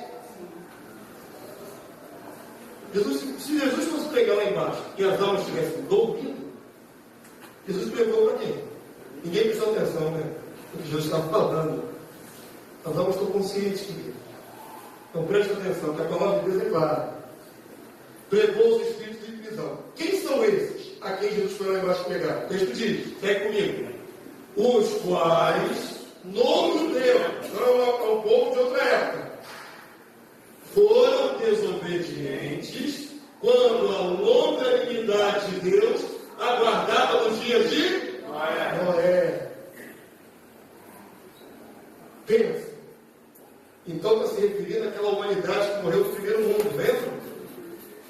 Antes do dilúvio. De Adão até o dilúvio. Por quê? Agora vem o porquê. Por que Jesus tinha que pegar essa humanidade que foi de Adão até o dilúvio, que morreu no dilúvio? Por quê? Por quê? Não, Jesus não tinha vindo ainda. A primeira humanidade não tinha a menor noção de que Deus teria um filho. Isso é começado a revelar depois do dilúvio. Abraão, pai da fé, já é depois do dilúvio. Antes do dilúvio, aquela humanidade que morreu, e está lá embaixo, consciente, não tinha a menor noção de que Deus teria um filho. E isso é importante que Jesus se revelasse a eles, sabe por quê? Porque eles poderiam dizer que foram maus que não sabiam. Teria uma parcela da humanidade que não teria noção de que Deus tem um filho. A partir do pai Abraão, já começa a vir as revelações que Deus vai ver o Messias. Estão compreendendo, queridos? Esses que morreram antes vão ficar indesculpáveis, porque mesmo depois de mortos, eles viram o Filho de Deus. A palavra de Deus diz assim: para que ao nome do Senhor se dobre todo o joelho. Presta atenção, presta muita atenção nessa passagem que complementa todo esse raciocínio. Para que ao nome do Senhor, Jesus, se dobre todo o joelho. No céu, primeira dimensão, tem que se dobrar diante do nome de Jesus. No céu estão quem? Os anjos. Jesus não está abaixo do Pai, mas está acima de todos os outros. No céu, é o texto diz, na terra, quem tem que se dobrar o joelho na terra? Dobrar o joelho é reverência. Os homens, os vivos. E debaixo da terra, também se dobra o nome de Jesus. Amém? Compreendeu o texto bíblico agora? Para que ao nome de Jesus se dobre todo o joelho, no céu, na terra e debaixo da terra. E não está falando de caveirinha dobrar o joelho no caixão, não. Está falando de alma lá embaixo. Todos os níveis onde tem seres humanos, mesmo que já morreram, tem que se dobrar ao senhorio do Senhor Jesus. Amém, irmãos? Compreenderam? Eu sei que é muito novo para vocês, né? Existe um segundo módulo no seminário, em que eu dou uma aula de 2 horas sobre o mundo dos mortos. Mostro vários textos sobre o mundo dos mortos. Está tudo na sua Bíblia. O problema é que ninguém passa por esses textos, nem interessa. Certo? Mostra na sua Bíblia. Tem uma aula de 2 horas recheadas de detalhes sobre o mundo dos mortos. É novo para vocês, né? Quem quiser saber um pouquinho mais, eu não faço merchandising daquilo que eu produzi, não é? Mas é para interesse de vocês. Existe uma apostila ali chamada ali, As Portas do Hades Não Prevalecerão. Aquilo ali é um livro, que está em formato de apostila, com todas essas informações. Quem se interessar, depois pesquisa ali. Tá bom? Adquire ali, pesquisa ali. Eu procuro o máximo desvincular minha pessoa de venda. O que mais tem aí é pastor ligado à venda, né? Como as pessoas, né, vinculam a ideia de pastor com dinheiro. Eu não quero saber de dinheiro. Eu quero saber que vocês saibam a verdade. Olha, pastor, quando a gente chega na igreja para registrar outro livro, naquele que Deus quer dar a espada, os irmãos assim, desce para lá. Deixa para lá, né? Muito complicado. Deixa para lá. Vamos para o resumo. Ó, mão para cima, mão para baixo. Acabou, simples assim, poxa. É o resumo. O resumo é esse. Mão para cima, mão para baixo. Acabou. Eu falei isso em 30 segundos. Esse monte de detalhes já faz o que com ele? Aí os irmãos andam na ignorância, e a ignorância é a arma do anticristo. Não é? Não é o espírito do erro, me engano? Na ignorância. E ninguém é culpado aqui. Até o dia de hoje, vocês não tinham olhos para ver, não tinham sido expostos a essa revelação. Mas a partir de agora, vocês estão vendo? Está vendo? Está enxergando? Então, a partir de agora, vocês são responsáveis por estarem com os olhos abertos. Amém, meus irmãos? Vamos lá para a parte final, para a gente terminar. Não vai dar tempo mais, não, vamos encerrar. Ah, meu Deus do céu, né, irmão Zé Carlos? Está tudo aí, graças a Deus, está tudo aí. Estamos em cima da hora. Vamos lá para o filé mignon. João 14:2. A casa de meu pai é muitas moradas. Se não for assim, se assim não for, eu vou, teria dito, pois vou preparar um lugar. A pergunta é: as moradas são para nós morarmos? Está falando da Nova Jerusalém nesse texto. Existe a cidade para a gente? Existe. Nunca vou negar isso. E desce. Mas será que esse texto está se referindo a essas moradas? Ou seriam moradas que o pai morava? Vamos ver isso aí direitinho. Vamos para mim. 1 Crônicas, capítulo 17, 14. A Bíblia explica a própria Bíblia. Vou ter que ser um pouco mais ligeiro agora. 1 Crônicas, capítulo 17, De 1 a 14. Olha como é que começa a história, lá no passado. Sucedeu que, habitando Davi em sua própria casa, disse ao profeta Natã, Davi conversando com o profeta Natã: eis que moro em casa de cedros, de madeira de lei. Davi tinha acabado de construir seu palacete. Eis que moro em casa de cedros, mas a arca da aliança do Senhor se acha numa tenda. Até aquele tempo não tinha o templo de Salomão, era uma tenda de armar, uma barraca, certo? Foi feita no deserto. Até aquele tempo era uma barraca de armar. Davi está comparando, poxa, mora numa casa bem edificada, e Deus, entre aspas, mora numa barraca? Não está legal. Aí está conversando com o profeta. Então Natã disse a Davi: faze tudo o que está no teu coração, porque Deus é contigo. O profeta saiu endossando a ideia de Davi. Davi quer fazer uma casa para Deus. Só que o profeta não pode falar da cabeça dele, tem que falar da parte de Deus. O profeta não fala de si. Se Deus não liberar, ele não pode falar. Sabe o que aconteceu? O verso 3, ele voltou para casa, o profeta. Naquela mesma noite, Deus mandou o profeta voltar lá para Davi. Não deixou nem virar o dia seguinte. Vai lá de novo, que você falou da sua carne. Mas o profeta tem que falar o que eu mandar. Olha o que diz aí no verso 3. Porém, naquela mesma noite, veio a palavra do Senhor a Natã, dizendo, profeta Natã: vai, ou seja, volta lá, e diz a meu servo Davi: assim diz o Senhor. Agora é Deus que vai se pronunciar. Assim diz o Senhor: tu não edificarás casa para a minha habitação. No decorrer do disputa, eu chego a dizer assim, ironicamente: eu pedi alguma coisa a algum dos juízes? Ou seja, eu pedi alguém para fazer casa para mim? Eu não vi que a habitação feita por mãos humanas.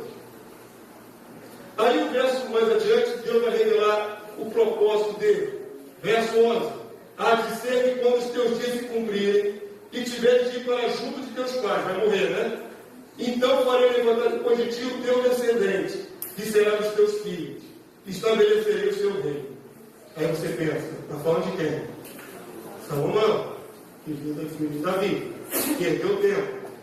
Vamos ver se está falando de Salomão. Esse descendente me edificará a casa, e eu estabelecerei o seu trono para sempre. Está falando de Salomão? Vamos ver se a profecia está falando de Salomão. Verso 13: eu lhe serei por pai, ele lhe será por filho. Está falando de Salomão? E a minha misericórdia não apartarei dele, como a retirei daquele que foi antes de ti, Saul. Mas o confirmarei na minha casa e no meu reino para sempre. E o seu trono será estabelecido para sempre. Percebam a ênfase aí 3 vezes: para sempre, para sempre, para sempre.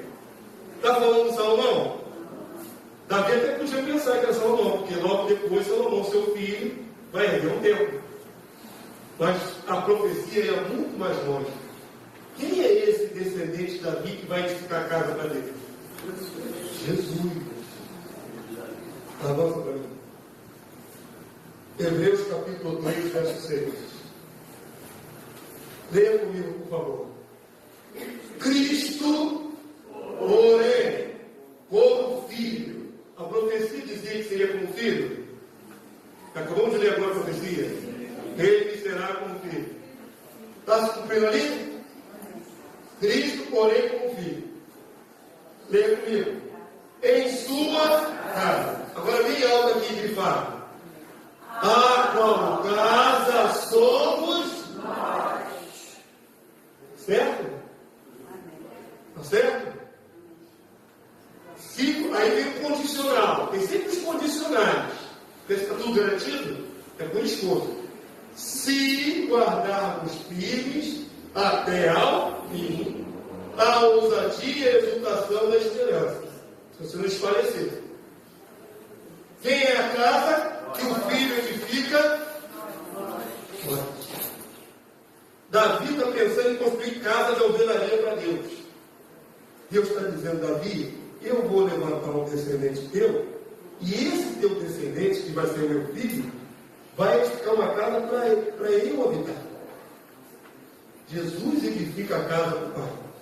E a casa referida para o Pai somos nós mesmos. as várias moradas, as várias pedras que vives, os templos ambulantes do Espírito. Até Jesus, o Espírito vinha no homem e saía, entrava nos profetas e saía. Depois de Cristo, o Espírito mora, reside em nós, habita em nós. Foi essa mudança que está sendo prefigurada naquela passagem. Nós somos os templos ambulantes do Espírito. Avança para mim, querido. Efésios 2, 20 a 22. Leia com o pastor. Estamos acabando dentro do tempo razoável. Vamos lá. Edificados sobre o fundamento dos apóstolos e profetas, sendo ele mesmo, Cristo Jesus, a pedra angular, o alicerce, no qual todo o edifício, bem ajustado, cresce para santuário dedicado ao Senhor, no qual também vós, juntamente, estáis sendo edificados para quê? Para a habitação de Deus no Espírito. Deus habita nos vários tijolinhos agora, nas pedras que vivem. Quando Jesus estava na terra, ele era o único habitado pelo Pai. Ele falou para os discípulos, eles ficaram olhando assim, o templo de pedra de Jerusalém, e falaram assim: olha, mestre, que grandes pedras. Ele falou assim: derruba esse santuário e eu reendo em 3 dias. Ficou todo mundo olhando. O que é isso que quis dizer? E destrói e reergue em 3 dias. Aí João diz: ele estava falando do seu corpo. O santuário que o Pai habita era o corpo de Jesus. Só ele era habitado pelo Pai. Por isso ele diz: vou preparar um lugar. Ele estava preparando um lugar na edificação espiritual, queridos. No edifício espiritual que nós fazemos parte. Cada um de nós um tijolinho. E Jesus a pedra angular. Amém? Avança para mim o desenho para eles entenderem isso. Eis aí o Cristo de novo. Jesus a alicerce, a pedra angular, edificado sobre o fundamento dos apóstolos e profetas, e eu e você, os tijolinhos. Aí está faltando algum que ainda não nasceu de novo, não foi alcançado. Isso tudo aqui vai ser habitado por Deus plenamente. E essa dimensão eu ainda não falei com você, vou falar numa aula mais posterior. Quando nós vamos ser tomados de toda a plenitude de Deus. Fecha aqui na sua vida. Amém? Sei que é tudo muito novo, mas é isso aí. Avança para mim, para a gente terminar. A igreja romana criou a ideia de que essas mansões celestiais, né? E Jesus está falando no verso 2, a morada é para nós morarmos. Mas no mesmo capítulo, no verso 23, sem mudar de capítulo, o discurso continua. No verso 3, Jesus diz assim: eu vou e voltarei para vós outros, para que onde eu estou, estejais vós também. Algumas traduções colocaram onde eu estiver, para você entender que Jesus vai na frente. Jesus não falou estiver. O original grego é ego emi, primeira pessoa do singular do presente indicativo. Eu estou, não é futuro. Agora a pergunta mais interessante: onde Jesus estava que os discípulos não estavam? Para que onde eu estou estejais vós também. Fisicamente estão no mesmo plano, está conversando um com o outro. Onde Jesus estava que os discípulos não estavam? No mesmo capítulo 14 fala: não credes que eu estou no Pai e que o Pai está em mim? Jesus não está falando de lugar físico, ou terra, ou céu. Jesus está falando de um lugar espiritual. O Pai habita em mim. E onde, dessa condição que eu tenho agora, vocês também vão participar. O Pai também vai habitar em vocês. É disso que esse discurso todo está falando. Provo nesse finalzinho do discurso em João 14, 23. Respondeu Jesus: se alguém me ama, guardará a minha palavra. Leia comigo, por favor. Vamos lá, finalzinho? E meu Pai o amará, e viremos para ele, e faremos nele morada. A morada referida não é para nós habitarmos, é para o Pai de Jesus habitar. Os discípulos até então não tinham recebido o Espírito. Importava que Jesus fosse e o Espírito fosse enviado, preparando a habitação de Deus nos homens. Amém, querido? Vamos ficar de pé, só. Tá bom.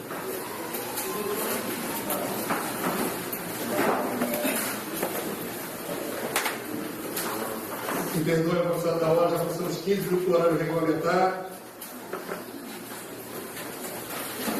Amanhã é quarta-feira, não tem seminário. Amanhã aqui nesse lugar se reúne a igreja, né? A igreja que o pastor pastoreia, para buscar a face de Deus, para adorar, para exaltarmos o nosso Deus. Quem quiser ficar liberado, né, para vir aqui visitar, fica à vontade. Não estou forçando ninguém, de jeito nenhum. E na quinta-feira, então, às 7h30 da noite, o pastor já está aqui presente para tirar dúvidas. Amém, querido? A gente vai discutir sobre os detalhes daquilo que você viu pela primeira vez na sua vida, hoje na sua vida. Alguns viram o texto que nunca tinham reparado antes. Então, na quinta-feira, logo cedo, a gente começa a discutir e eu mostrar e sublinhar aquilo que está escrito. Amém, querido? Quinta-feira é a penúltima aula. Você já chegou até aqui. Você já conquistou esse grande galardão. Mas ainda falta muita coisa para você receber. Então não perca quinta-feira e sexta-feira. Em nome de Jesus. Assim como o Senhor nos abençoou, né, com esse livramento magnífico na vida de vocês na volta para o seu lar, então vamos clamar mais uma vez para que assim seja na vida de todos nós. Amém? Porque o milagre que o Senhor fez foi grande. O inimigo reconheceu quem eram vocês. Vocês não são qualquer um. Vocês são filhos do Altíssimo. Vocês são templo do Espírito Santo. Dentro de vocês habita um Espírito poderoso. Por isso a palavra de Deus diz: maior é o que está em nós do que aquilo que está no mundo. Nenhum filho de Deus deve temer as afrontas do inimigo. A palavra de Deus diz assim: resistir o diabo e ele fugirá de vós. O diabo pode ser resistido pelo poder de Deus que habita em nós. Amém, querido Deus? Você compreende isso? Que em você habita o Espírito do Senhor, que você é templo ambulante do Espírito de Deus. E Jesus nos conquistou isso. Pelos méritos de Cristo temos essa graça. A palavra de Deus diz que somos como vasos de barro, para que a excelência do poder seja dele, não nossa. Continuamos vasos frágeis, perecíveis, que se corrompem, mas o poder de Deus se renova na nossa alma dia a dia. Amém, Jesus? Pega as suas mãos aos céus, uma das suas mãos à direita, duas mãos, como você quiser. Então vamos agora reverenciar aquele que nos deu tudo isso, aquele que nos abençoa, aquele que nos fortalece. Bendito sejas tu, nosso Deus e Pai. Louvado e agradecido seja nosso Deus. Bendito sejas tu, nosso Rei Jesus. Louvado e agradecido seja o Senhor. Louvado seja neste lugar. Louvado seja aqui neste lugar que o Senhor tem revelado a sua palavra. E eu clamo nesta hora, meu Senhor, permite que os teus servos continuem absorvendo a tua verdade. E arranca, tira tudo que não é teu do coração dos teus filhos. Lança por terra a mentira e planta bem fundo a tua verdade. Ajuda os teus eleitos, Senhor. Guarda a vida deles, meu Deus. Leva-os em paz. Pai, nós nos regozijamos muito pelo livramento dado aos teus filhos. Nós cremos no teu cuidado, no teu agir, no teu operar a nosso favor. Por isso te glorificamos. Por isso te bendizemos neste lugar. Que cada um dos teus filhos possa te glorificar, te adorar, te engrandecer, te exaltar por tudo que tu és, meu Deus. Louvado seja o teu nome. Leva os teus filhinhos em paz, meu Pai. Continua acampando os teus anjos ao nosso redor. Para que possamos vencer toda a cilada do diabo e prevalecer, Senhor, crescendo no conhecimento da tua vontade. Abençoa os teus servos. Nós te glorificamos, nós te exaltamos, nós te bendizemos, nós te adoramos, meu Deus. Em nome do nosso Senhor Jesus. Em nome de Jesus. Amém, filhos de Deus? Glorifique com Deus nessa